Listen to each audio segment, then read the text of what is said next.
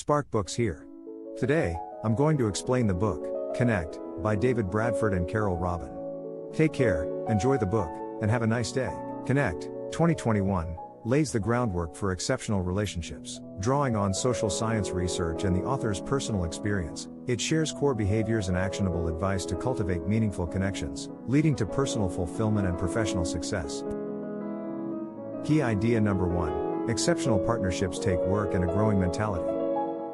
Consider your friendships, family, and romantic relationships. Maybe they're not extraordinary, but you want them to be more personal, collaborative, or functional. The writers have taught thousands of students and clients how to develop and maintain relationships. Interpersonal skills can boost your personal and professional success. You don't need to, and can't build meaningful, honest relationships with everyone. Less intense partnerships provide intellectual stimulation, social engagement, and fun. Not every dessert can be a chocolate souffle, the writers note.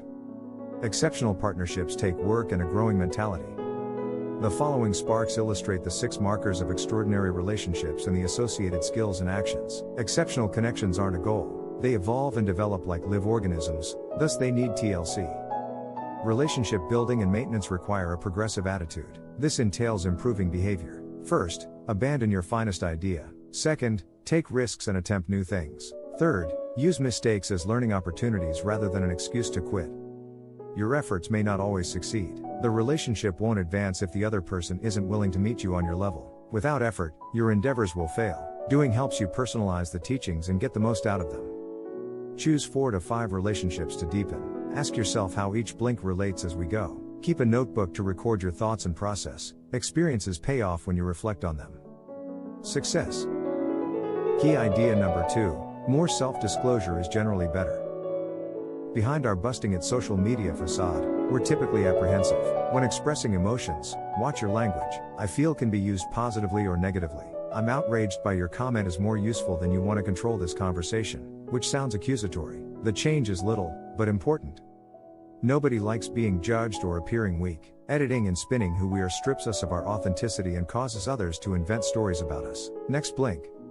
Authenticity doesn't imply revealing everything about yourself. It is sharing the components of a connection that are significant. Authentic self-disclosure allows both people to be themselves, the first feature of a great partnership. More self-disclosure is generally better. Oversharing is risky, but so is keeping your cards close. This will likely be reciprocated, causing a relationship to halt.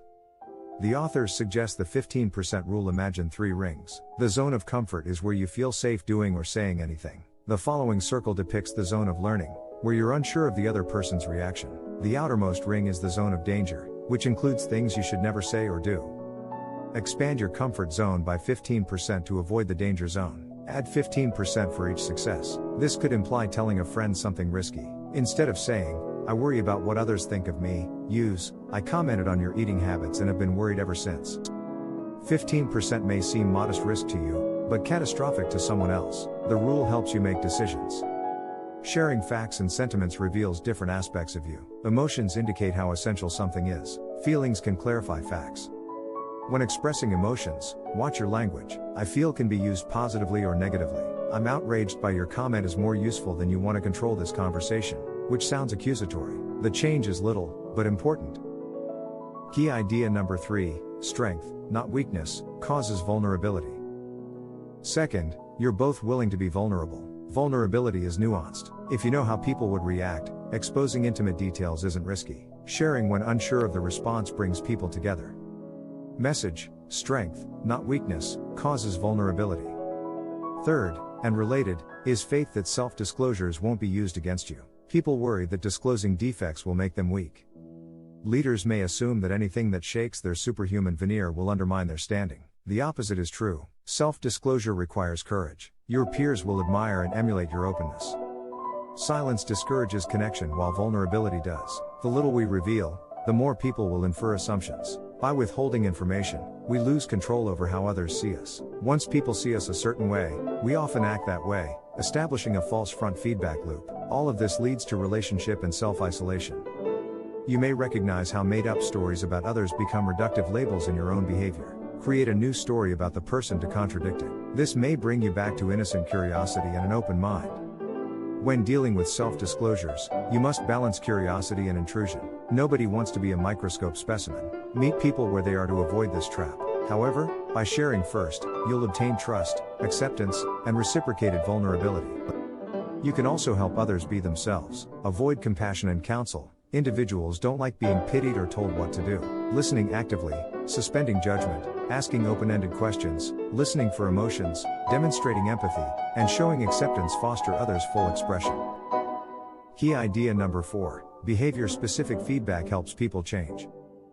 Have you ever informed someone a behavior upsets you, but he keeps doing it? It's easy to think, that's just him, that's not right. This doesn't mean you should cave. Recognize the other person's hardship.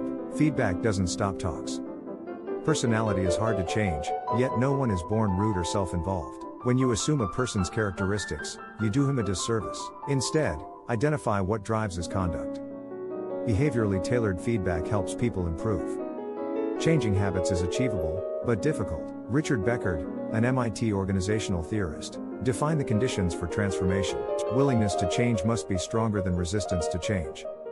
Let's simplify. Your willingness to change consists of discontent with your existing behavior, vision, you see the value of changing, and first steps, you believe you can learn new abilities. These 3 variables must exceed resistance for change to occur. Changing behavior is difficult, at least at first. Tennis player, you may have always played forehand to compensate for a poor backhand. Your coach notices this and asks you to play backhand. At first, this will feel awkward, ineffective, and annoying until your new behaviors replace old ones and become routine. Consider this when acting. When offering someone feedback, expect some resistance.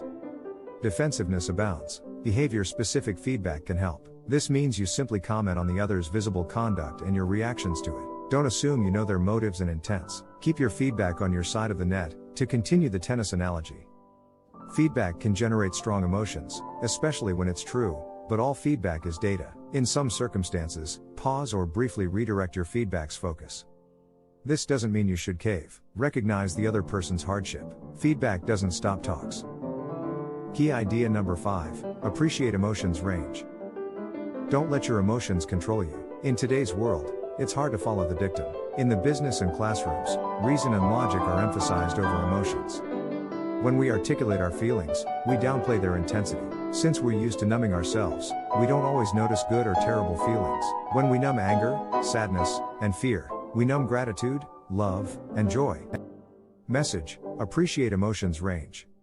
Ignoring our emotions isn't good, and when we conceal them, they leak regardless. Our tone may become abrasive or we may inadvertently communicate scorn, causing relationship conflict. Unresolved complaints might lead to escalation. Pinches are minor things that upset us, like a joke at our expense. We may object or ignore it. If a pinch gets under our skin and isn't handled with, it festers and grows into an unavoidable problem, or a crunch. Emotional outbursts ensue. Humor can be used to heighten and diffuse pinches, but its ambiguity might backfire. Understanding and voicing our wants is the only way to find resolution. Fourth, excellent relationships are honest. Emotions reveal our priorities. More emotions indicate deeper issues. To gain their wisdom, we must first develop self-awareness. Somatic responses like a change in heartbeat, stomach fluttering, throat tightening, or damp palms can be helpful. In the middle of a fight, pause and ask yourself, what am I, or they, actually feeling? Anger is hard to read. It's a secondary emotion, frequently employed to disguise rejection or envy. In any situation, we have several response options. Social scientists call believing we can act having agency. Never can't, chooses not to. Sometimes saying nothing is preferable, but that's also a decision. Key idea number 6, conflict strengthens connections. Kintsugi is the Japanese technique of repairing shattered pottery. Mixing lacquer with gold, silver, or platinum powder creates glittering lines that highlight cracks. Broken objects become more attractive when mended.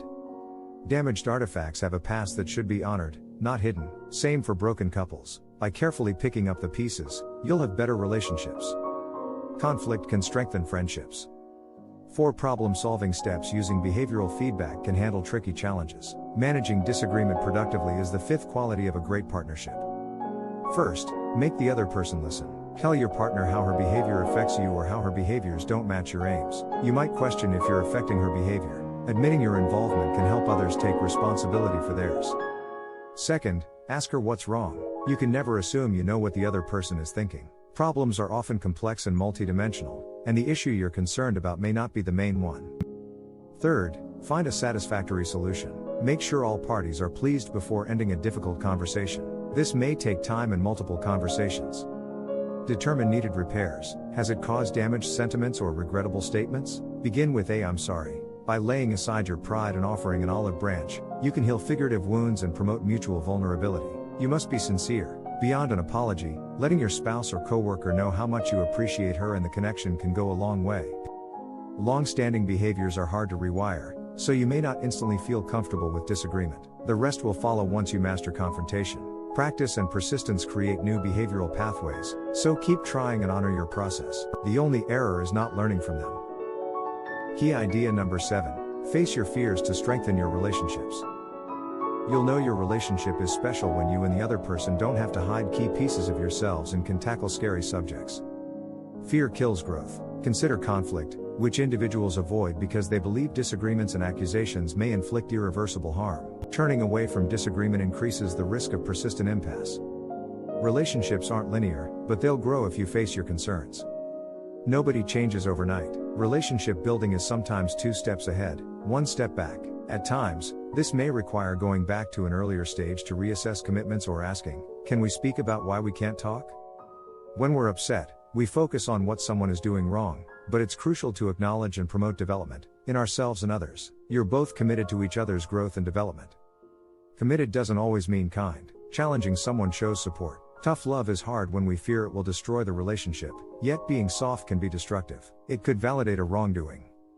This relates to empathy versus agreement. It's crucial to show you understand the other person's feelings, not to imply they're right. Plutarch said, "I don't need a companion who changes when I change. My shadow accomplishes it better."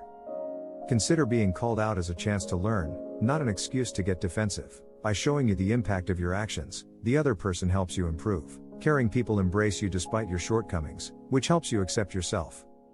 Just as fear can confine you, taking risks during the relationship building process can release you. A great relationship is about being diverse. When you feel secure and honest with someone, your growth prospects are endless. Building an excellent relationship is difficult, yet rewarding. Discomfort and strife are unavoidable, but not blood, sweat, and tears. Foster self-awareness, vulnerability, and empathy to encourage honest self-disclosure. Use feedback to fix difficulties and strengthen the relationship. With perseverance, you'll enter a positively reinforcing cycle of learning and growth, allowing you to connect deeply with others and be your best, fullest self. To view more content like this, subscribe.